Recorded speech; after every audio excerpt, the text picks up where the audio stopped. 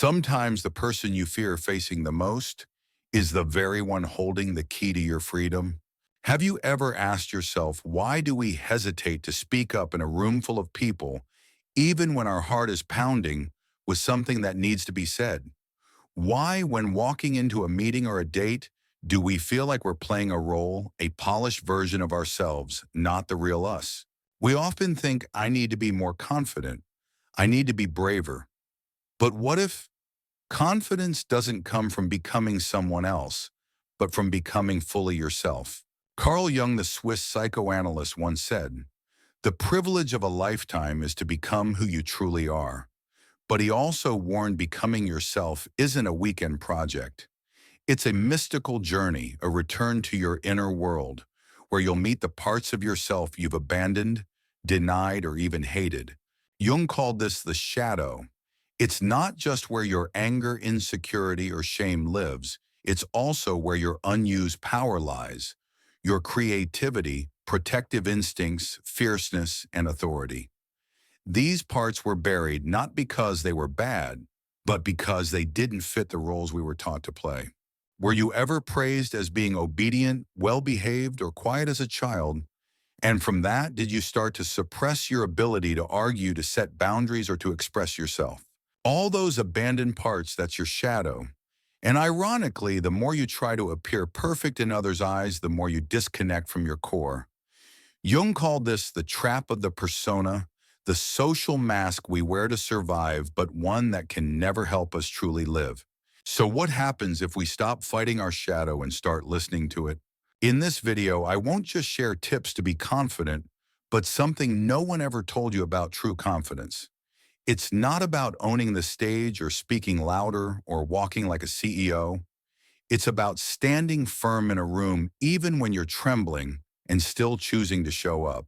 We'll enter the unlit parts of your psyche, the places where your shadow lives, to understand why you shrink, fear, and avoid. And most importantly, how you can begin to reintegrate your whole self, not just the person you're performing as, but the full human you were meant to become. "I'd rather be whole than be good," Jung once wrote. That sentence is the gateway to becoming yourself, a journey, not meant for those who only wish to live safely. If you feel it's time to stop running from yourself and start listening to what your deepest self has been whispering, stay with this video. Because I'm not here to teach you how to be more liked. I'm here to show you how to stop abandoning yourself. Can you imagine a man standing in front of a mirror, but the reflection staring back at him looks nothing like him? In the mirror is another version, maybe fiercer, maybe darker, but with eyes that burn bright. That's not a demon. That's him the party tried to forget. Carl Jung called this the shadow. But the shadow isn't the evil in you. It's every part of you that was never allowed to live, that was forgotten or rejected. It's the anger you learned to swallow just to be good. It's the sensuality you suppressed so you wouldn't be judged. It's the talent you buried so you wouldn't outshine someone you love. You were never taught how to love your shadow. On the contrary, you were taught to hide it. But every time you do that, you lose a piece of your aliveness. When the shadow gets pushed into the unconscious, Jung once warned, what you resist in yourself appears in the world as fate. When you refuse to face your shadow, it doesn't disappear. It hides in your jealousy, in the moments you harshly judge others, in that mysterious feeling of, I just don't like that person. The truth is, you hate the part of them that mirrors the part of you you've never allowed to exist. For example, if you secretly crave freedom, but always live by the rules, you'll feel triggered by someone who's carefree, not because they're wrong, but because they're living what you've denied. Real life example. The always nice woman picture. A woman who's always kind, gentle, adored by everyone. But inside, she constantly feels drained. Every time someone asks something of her, she says yes. She smiles, but her eyes are sad. She doesn't understand why she always feels empty. Because her shadow is the part of her that wants to say no. The part that wants to be angry. The part that wants to be just a little selfish. But she was taught a good woman isn't like that. The shadow doesn't lurk around waiting to ruin you. It's simply waiting to be seen, heard, and felt. And if you don't give it that, it explodes in uncontrollable ways. Depression, burnout, conflict. The shadow isn't a monster, it's a message. In Jungian psychology, the shadow isn't a Hollywood-style demon. It's a cry from the part of your soul left behind. It whispers, "Come back, I am you too." Jung once wrote, "The shadow becomes dangerous only when you refuse to face it." Here's the paradox: the part of you that scares you the most holds the most life energy. You feel insecure, maybe because you've lost your right to be angry, to be wrong, to try, to impress. All of that is hidden in your shadow. Confidence doesn't come from building an image, but from accepting all of you. The confidence you truly long for doesn't come from posture or perfect words. It comes when you stop fearing who you are. When you sit in a meeting and think, "I want to say this, but I'm afraid they'll judge me." That's not a skill problem. That's your shadow knocking. Let me speak. What you need isn't to try harder. It's to pause and ask, what am I trying to hide? Listening to the shadow questions that open the door. Jung suggested, instead of avoiding uncomfortable emotions, sit with them like an old friend and ask him, what part of me is hurting? Who taught me this part wasn't acceptable? What might change if I allow this part to exist? When you ask questions like these, your shadow stops being a saboteur. It becomes a guide. Archetype connection: shadow, trickster, warrior. In the collective unconscious, the shadow often appears as the trickster or the banished warrior, not villains but bearers of hidden truths, disruptors of the old ways so something new can begin. When you integrate your shadow, you awaken your psychological warrior, the one who dares to say no, who dares to say, "I'm not ready, but I'll try anyway," who dares to live honestly even if misunderstood. Audience question: if you were no longer afraid of your hidden self, what would you dare to do today that you've never done before? Comment below. The journey to becoming real begins with one tiny action: daring to name what you once hid. When you hear the term shadow work, you might imagine something very new age: incense forest retreats, moon meditations. But Carl Jung never asked you to retreat from the world to face your shadow. In fact, he pointed out that it's in the most ordinary moments where the shadow shows up most vividly. According to Jung, shadow work isn't a ritual or detox for the soul. It's a daily act of honesty, not with others, but with yourself. The shadow doesn't need to be destroyed. It needs to be understood. Here's the truth: you can't get rid of your shadow, because the shadow is you, the parts of you that haven't been loved, haven't been voiced, haven't been lived. So shadow work isn't about purification, it's about reunion. It's the journey of looking yourself in the eye, not with logic, but with loving acceptance. You don't need to become a better version of yourself. You just need to become a more complete one, where the light and the dark, the tender and the fierce, the fragile and the powerful, all have a place to exist. Where does shadow work begin?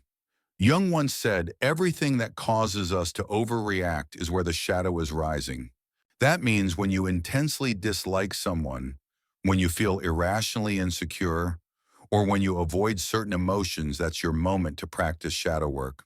Instead of suppressing your reaction, ask, what am I afraid will be exposed? How was this feeling shamed when I was a child? What might change if I listen to this part of me? This is when psychology becomes a path, not a religion, but a way back to wholeness. A simple but profound tool: shadow journal.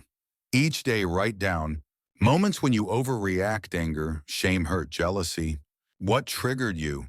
Does your reaction resemble anyone from your past? Dad, mom, a teacher? If you didn't judge the feeling, what might it be trying to tell you? Over time, you'll begin to see your shadow doesn't want to take over. It just wants to be acknowledged as part of you. Real life example. The Too Nice Boss. A 40-year-old man, a senior manager, is always kind, soft-spoken, and avoids conflict. His employees adore him, but he often loses sleep, grinds his teeth, and feels like he's running away from himself. Through shadow work, he realized he disliked assertive people because his father was domineering. But then he saw assertiveness was exactly what he lacked. He was taught that anger was wrong, that being forceful meant being immoral. So he began practicing saying no without guilt. Slowly, he became a leader with boundaries, not by being harsh, but by being honest with his emotions. Shadow work isn't separate from life. Shadow work isn't some inner journey disconnected from the real world. Jung insisted the process of individuation, becoming your true self, can only happen in real life. Relationships are mirrors that reflect our shadow most clearly. You can't complete your shadow in solitude. You need a relationship that makes you feel vulnerable, a job that pushes your limits, an experience that makes you doubt yourself. These aren't obstacles, they're starting points for integration. Shadow work isn't about healing. It's about reconciliation. Jung never said the shadow needs to be healed because it's not broken. It's simply carrying a message that's been forgotten. Darkness doesn't need to be driven out. It needs a small light and the courage to stay. This captures the spirit of Jung. Shadow work doesn't make you perfect.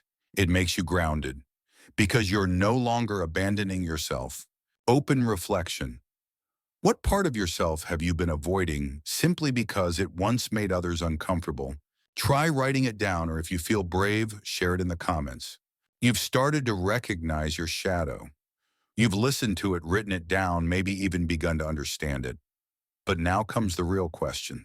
What do I do with all this in everyday life? Confidence is not a state you achieve.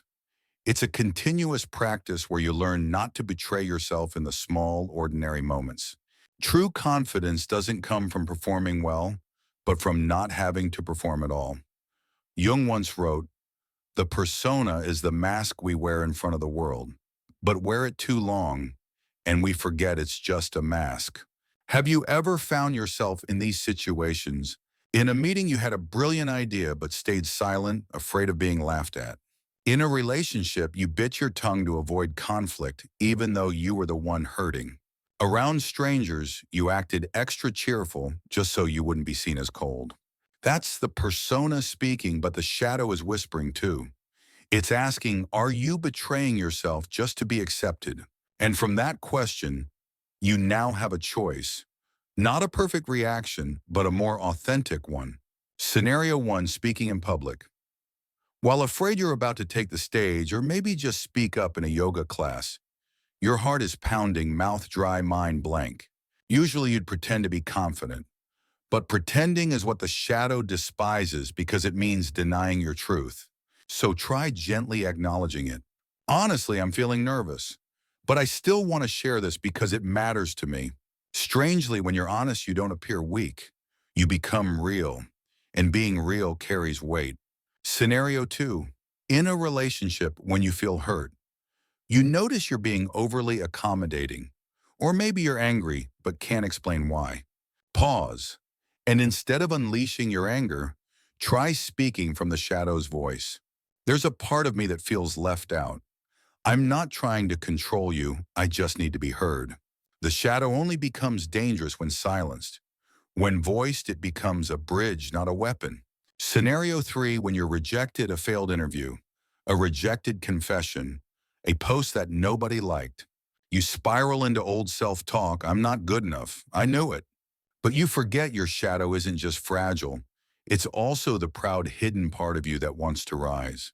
Try writing a letter from your shadow to yourself. I'm not useless, I'm learning how to be seen. Please stop hiding me. Even if you're scared, let me show up. Shadow Confidence 3. Principles to apply daily. Don't pretend to be normal when you feel different. Your difference isn't wrong. It's the raw material of your truth. Don't apologize for feeling deeply. Emotions don't need to be justified. They need to be honored. Don't hide your vulnerability like it's something shameful. True confidence is being able to say, I don't know everything, but I'm here anyway. Archetype connection. The gentle warrior. The person who has integrated their shadow isn't a loud winner. They are the gentle warrior, someone who knows their darkness, but chooses to act from light. You don't need to shout to be heard. Sometimes just not abandoning yourself is enough. Reflection for the audience. What's a recent moment when you chose silence, even though a part of you was screaming inside? If you could go back, what would you do differently? You've understood your shadow. You've worked with it. You've challenged yourself in difficult situations. But one question still lingers deep and haunting. If I stopped doing everything just to be liked, how would I actually live? Carl Jung never gave us a formula for happiness, but he left us a map, not one that leads to perfection, but one that leads to wholeness. And that map only begins to make sense when you stop living as a character in someone else's story. True confidence isn't loud. It's deep, quiet, and doesn't ask for permission. In today's world filled with noise metrics and measurable success, it's hard to believe that stillness can also be power. Jung once said, "I am not what happens to me. I am what I choose not to run from anymore." The confidence you're looking for, it doesn't live in the spotlight. It lives in the moment you look yourself in the mirror and don't turn away. The final expression of an integrated shadow, no longer compromising your soul. Imagine standing in a room where someone says something you don't agree with. In the past, you would have smiled politely, nodded, maybe even apologized for your feelings. But now you pause, not with anger, not with ego, just calm, quiet clarity. I understand that perspective, but I don't share the same belief. That's your shadow no longer controlling you through rage, but supporting you through presence. You don't have to be right. You just have to be real. Becoming the person you've never allowed yourself to be. Maybe it's the artist you buried because your parents wanted you to be safe. Maybe it's the passionate lover you silenced out of fear of being hurt. Maybe it's the bold leader you've hidden because you were scared of being envied. Whatever part you once rejected, it's still waiting for you to come back. The final act of shadow work living. As if you've already forgiven yourself. Not because you did something wrong, but because there was a time you simply didn't know how to do better. There was a time you stayed silent because you had no language. There was a time you got angry because you didn't know how to love. There was a time you ran because no one ever taught you that staying is also a form of courage. Until you make the unconscious conscious, it will direct your life and you will call it fate. Carl Jung. But when you finally name what you once denied, you're not just breaking fate. You're rewriting it with love, with freedom, and with loyalty to your soul. Living with confidence means not abandoning your soul for approval. You don't need to become someone admirable. You just need to stop abandoning your soul for the sake of being accepted. Closing question for the audience. If tomorrow you stopped living to be liked and started living in truth, what's the first thing you'd change? Share it. This is a journey no one can walk for you, but we can walk it together one honest step at a time. If you've made it here with me, then maybe a part of you is beginning to remember who you truly are. Not the version of yourself that learned to be loved or accepted, but the version you were before the world taught you to shrink. Carl Jung once said, "The privilege of a lifetime is to become who you truly are. But becoming yourself isn't something you do over a weekend or after a single therapy session. It's a lifelong journey of return. You don't need to be worthy to begin. You just need to be willing to listen, right now. Listen when your heart aches and you still force a smile. Listen when you feel jealousy, anger, or sadness. And instead of shutting it down, whisper to yourself, what here is asking to be loved? Because darkness doesn't need to be destroyed.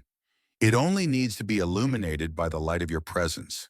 And in that moment, you are no longer the one running. You become the one who keeps the fire. An awakened soul, a human being learning to live with all of who they are. What about you? If you could speak one part of your shadow out loud, what would it be? Is it a part you've always felt ashamed of? A part someone once told you was too much, or maybe just a feeling you've never had the space to express? Share it in the comments. This is a space where you don't need to be perfect, just present. And if something in this video touched you, please hit like, share it with someone who might need a reminder that they are already whole even when they still feel unfinished.